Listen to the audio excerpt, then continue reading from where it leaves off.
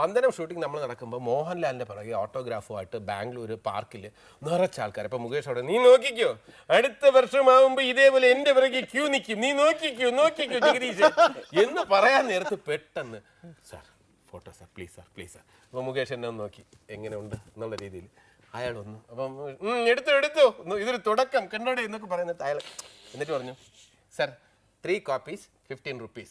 Passport photo എടുത്തു കൊടുക്കുന്ന ആളാണ് അവിടെ, അതിനെ ചാർജ് ചെയ്യും അയാൾ. ഇത് അവിടെ വെച്ച് ഞാൻ കഥ ഉണ്ടാക്കി. അവിടെ എല്ലാവരും ലാലും തിരക്കല്ല നല്ല കഥയാണ്, പ്രിയനാണെങ്കിൽ കൊള്ളാവിടാന്നൊക്കെ പറഞ്ഞുകൊണ്ടിരുന്നു. പിന്നെ ഞാൻ TV കണ്ടുകൊണ്ടിരുന്നപ്പോൾ ഒരു ദിവസം മുകേഷ് TV ഇരുന്ന് പറഞ്ഞു ഇതേപോലെ ജഗദീശന് ഒരു അബദ്ധം പറ്റി. അവൻ പറഞ്ഞു അതല്ലേ സത്യം. ഞാൻ ഞെട്ടിപ്പോയി. ഉടനെ ഞാൻ മുകേഷിന്റെ അടുത്ത് ചോദിച്ചു, മുകേഷ് ഇതെന്താ ഞാൻ നിന്നെ കുറിച്ച് പറഞ്ഞത്? ഇവിടെ നിന്റെ പേരിൽ പറഞ്ഞാലേ ഇത് ഏക്കുള്ളത്. അതല്ല ഇത് നടന്ന സംഭവം. എങ്ങനെ വേണം ആയിക്കോട്ടെ, അതിൽ ഹ്യൂമർ ഉണ്ടല്ലോ. പ്രൊഫസറും അവിടെ വെച്ച് തന്നെയല്ലേ ഈ ജ്യോതിഷിന് അന്ന് ഇപ്പൊ ഒന്നും പറയത്തില്ല, അന്ന് ആരെങ്കിലും പുതിയതായിട്ട് ഷൂട്ടിങ്ങിന് വന്നു കഴിഞ്ഞാൽ എപ്പോൾ പറയുന്നതെന്ന് അറിഞ്ഞൂടാ. ഇങ്ങനെ വന്ന് നമസ്കാരം എന്ന് പറയും. നമ്മൾ ഒരു ഗ്ലാസ് വെള്ളം കുടിച്ചിട്ട് തിരിച്ചു വരുമ്പോഴത്തേക്ക് അയ്യോ പ്രൊഫസറാ, ഈ പ്രൊഫസറാ എന്നുള്ളത് ഇവ എങ്ങനെയെങ്കിലും ഒന്ന് സ്ഥാപിച്ചെടുക്കും. അങ്ങനെ ജഗദീഷ് പോയതിനു ശേഷം ഞാൻ ആ പെമ്പിള്ളേരടുത്ത് പറയും പ്രൊഫസറാന്ന് പറഞ്ഞില്ലേ, എന്തിന്റെ കോളേജ് മാജിക്ക്, ശരി പിന്നെ കൈനോട്ടോ അതുകൊണ്ടോ അവരൊക്കെ അങ്ങനെ ഇമേജ് ടാർണിഷിംഗ് എന്ന് പറയും. അത് വെച്ച് നോക്കുമ്പോൾ അശോകനൊക്കെ എന്ത് ഭാഗ്യം, നമ്മളൊന്നും കളിയാക്കിയിട്ടില്ല. ഈ കൊണ്ടും കൊടുത്തും അങ്ങനെ അല്ലെ, അങ്ങനെ ജീവിച്ചതിന്റെ ഒരു സന്തോഷം ഭയങ്കര. തീർച്ചയായിട്ടും അങ്ങോട്ടും ഇങ്ങോട്ടൊക്കെ ഒരുപാട് കളിയാക്കിയിട്ടുണ്ട്. സംഘം ഷൂട്ടിംഗ് സമയത്ത് ഞാൻ ചെയ്തതായിട്ട് മുകേഷ് പറഞ്ഞൊരു സംഭവം, ഞാൻ ഒരാളെ കല്ലെടുത്തെറിയുന്നെന്ന് നോക്കിയപ്പോൾ ഭയങ്കര പ്രായമുള്ള നരച്ച താടിയൊക്കെ വെച്ച ഒരാള് എന്ന് പറഞ്ഞ് കല്ലെടുത്തറിയുന്നു. മുകേഷ് പറഞ്ഞു എന്താണെന്നറിയോ, ജഗദീഷിന്റെ വിദ്യാർത്ഥിയാണ്, ജഗദീഷിന്റെ പ്രായം മനസ്സിലാവില്ല, അവന് എറിഞ്ഞു ഓടിച്ചാണ്.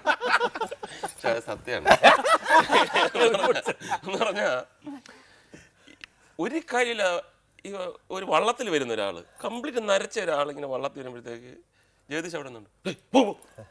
അപ്പൊ ഞാൻ ദൂരെ നോക്കുന്നത് ഈ ഒരു പാവപ്പെട്ട ഒരാള് വള്ളത്തിൽ വരുന്നത് കുട്ടനാട്ടാണ്, പോകണ്ടാന്ന്. അയാൾ പോയി തിരിച്ച്. അപ്പോൾ ഒരു 250 rupees ഇറക്കി വേറെ വള്ളത്തിൽ അയാളെ ഇനി വരുത്തി. ക്യാഷ് എല്ലാം ഉണ്ട്, ചുമ്മാ നമുക്ക് ഫ്രീ ആയിട്ടൊന്നും കിട്ടത്തില്ല. അയാളെ വിളിച്ചൊരു ഇതെന്ത് ജഗദീഷ് പോന്ന് പറഞ്ഞു, അതെന്റെ സാറാ.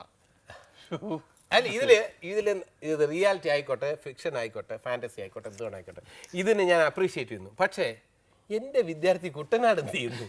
ഞാൻ കോമേഴ്സ് പഠിപ്പിക്കുന്ന ഒരാള് കുട്ടനാട് എന്ന് ഇവിടെ വന്ന് MG കോളേജിൽ എന്തിനു പഠിച്ചു, ഇതിനെക്കുറിച്ച് ഒരു അന്വേഷണം നടത്താം. അല്ല അതെന്താണെന്നറിയോ, ഈ MG കോളേജിൽ കോമേഴ്സ് പഠിച്ചിട്ട് ഒരു രക്ഷയും കിട്ടിയില്ല. അവസാനം കുട്ടനാട് പോയി വള്ളം തുഴഞ്ഞ് ജീവിക്കുക. പക്ഷെ വേറെ കാര്യമുണ്ട്. ജഗദീഷിന്റെ ക്ലാസ്സിനെ പറ്റി ഭയങ്കര അഭിപ്രായമുണ്ട്. ജഗദീഷിന്റെ കുറെ സ്റ്റുഡൻസ് ഇങ്ങനെ നരച്ചൊന്നുമല്ല, കുറച്ച് പേര് വാർദ്ധക്യ സഹജമായി അസുഖം മൂലം മരിച്ചെന്നും കേട്ടിട്ടുണ്ട് സ്റ്റുഡൻസ്. കാലം കുറെ ആയില്ലേ. പക്ഷെ ശരിക്കും കുറച്ച് സ്റ്റുഡൻസ് എൻ്റെ അടുത്ത് പറഞ്ഞിട്ടുണ്ട്, ജഗദീഷ് സാറ് അങ്ങോട്ട് പോയത് അവിടെ ഒരു നഷ്ടമാണെന്ന് പറഞ്ഞു. നല്ല ക്ലാസ് ആയിരുന്നു. ഇത് പറയുമ്പോ ഇന്നസെന്റ് പറയാൻ തന്നെ നീ ഇപ്പൊ ഇത് നന്നായിടാ, ഇല്ലെങ്കിൽ ആ പിള്ളേരുടെ ഭാവി എന്തായാലും എന്ന് പറഞ്ഞാൽ അവരെല്ലാം ഭയങ്കര ഹാപ്പി ആണെന്നാണ് ഇന്നസെന്റ്. അല്ല ഇപ്പൊ നമ്മള് ഹരിഹരനാഥന്റെ കാര്യം തന്നെ എടുക്കാം. ഹരിഹരനാഥന്റെ ആയാലും മറ്റു സിനിമകൾ നോക്കിയാലും എപ്പോഴും ഈ വിഡ്ഢി കഥാപാത്രങ്ങളാണല്ലോ ചെയ്യുക. ഏറ്റവും മണ്ടത്തരങ്ങൾ പറയുകയും ഏറ്റവും ഒറ്റയ്ക്ക് വന്നപ്പോൾ അയാളുടെ കൂടെ ആരെങ്കിലും ഉണ്ടായിരുന്നു എന്ന് ചോദിക്കത്തക്ക മണ്ടത്തരം പറയുന്ന ആളാണ്. പക്ഷെ കൂട്ടത്തിൽ ഏറ്റവും വലിയ ബുദ്ധിമാനല്ലേ അല്ലേ, ഏറ്റവും കാര്യങ്ങൾ അറിയാവുന്ന ആളാണ്. അതല്ല ശ്രദ്ധിക്കുക, ബുദ്ധിമാനല്ല ഞാൻ, ബുദ്ധിമാനെ അല്ലല്ല, ഏറ്റവും വിദ്യാഭ്യാസമുള്ള ആളാണ്. ഏറ്റവും ഇത് ഞാനിത് ഇവിടെ പറയണമെന്ന് വെച്ചാൽ പലർക്കും ഇത് അറിയില്ല. ഞാനിത് എൻ്റെ സുഹൃത്തുക്കളോടൊക്കെ പറഞ്ഞ അല്ലെങ്കിൽ നമ്മളോട് ഇത് പറയണ കേൾക്കും, ഈ ജഗദീഷ് ഇങ്ങനെ തന്നെയാണ് ശരിക്ക്.